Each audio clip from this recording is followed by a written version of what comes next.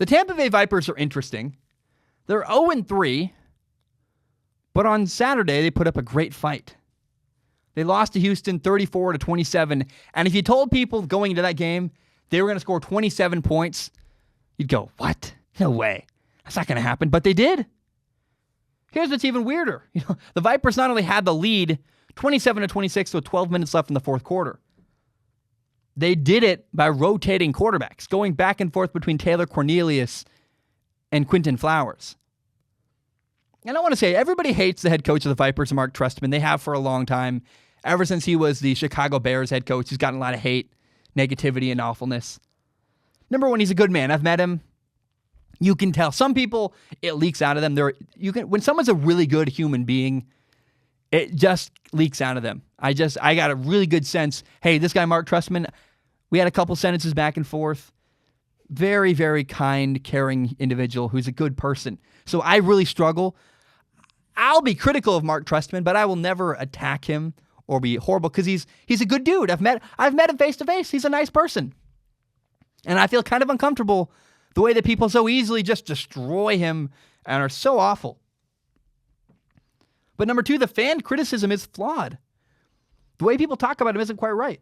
I feel so bad for Tampa Bay and their quarterback situation. I feel bad for Mark Trestman.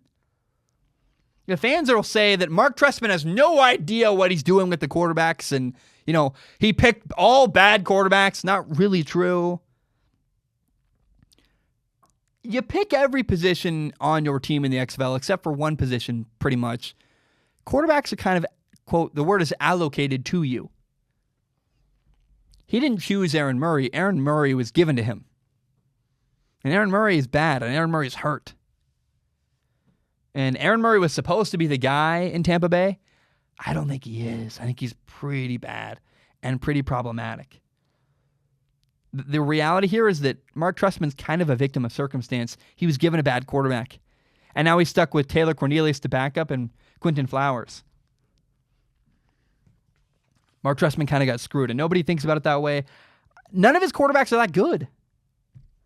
They're trying to find a way to make it work. They did. They scored 27 points on Saturday. They've been swapping back and forth. Quinton Flowers, Taylor Cornelius. And Taylor Cornelius has a better arm. He's a better passer.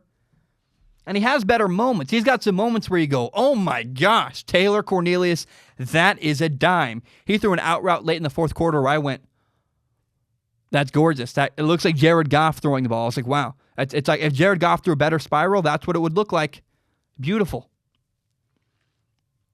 But in the end, Taylor Cornelius, it's not physical ability that limits him. It's his mental ability.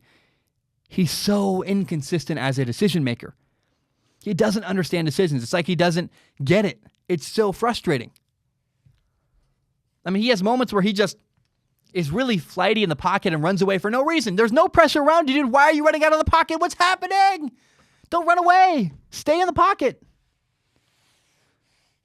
And then you have Quinton Flowers, who's a better runner, but he can't throw as well. He's also inconsistent. He's actually a better decision maker. He just can't get the ball there. It's like, we have one guy who's got a beautiful arm. We have one guy who's better decision maker, and can run. If we could just combine them into one quarterback, they'd be great, but they're not. They both have their own strengths and weaknesses, and neither's really that great. And I've been lobbying for Quinton Flowers. The more I watch Quinton Flowers play quarterback, the less I feel that way. But I will say this, Taylor Cornelius, the taller, more stereotypical quarterback, he's a better thrower of the football, but he's only marginally better. He's not that much better.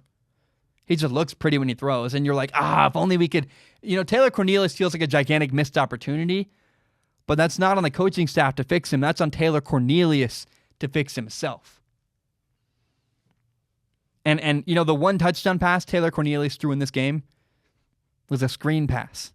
And your grandmother could have made that throw. It's like, there you go. Throw it out wide. Let the receiver do all the work. There's a quick screen to a receiver. I don't know. Now, Quinton Flowers, I've been lobbying and kind of begging the Tampa Bay Vipers to play him.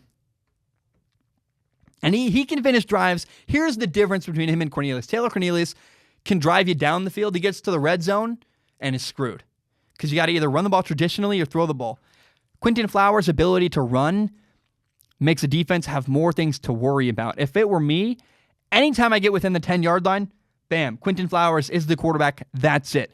That, I think, is part of what could solve the red zone woes for the Tampa Bay Vipers. They had an opportunity, first and goal, second and goal, third and goal, fourth and goal. They didn't get it. He couldn't score at the end of the game. And part of it was on Taylor Cornelius' inability to be mobile. So, I don't know, man. I think, it's interesting. The first offensive touchdown of the season for the Tampa Bay Vipers was Quinton Flowers in the second quarter of this game. That's telling. Quinton Flowers is the playmaker in Tampa Bay. He's not the guy stereotypically that has the best arm. Like Taylor Cornelius throws a much better, more beautiful ball. He's tall. You want him to be the guy, but he's a missed opportunity because Taylor Cornelius, I don't think, does the work mentally. If it were me and I'm Mark Trustman, I say I'm scared for my job, I'm going to go with Brandon. I'm going to go with Quinton Flowers. Keep wanting to call him Brandon. Don't know why. I'd go with Quinton Flowers. I'd build an offense around his ability to run the ball. Just be safe. Do what works. Build an offense that way. Study what the Ravens did with Lamar Jackson. Copy that, please. I'm begging you.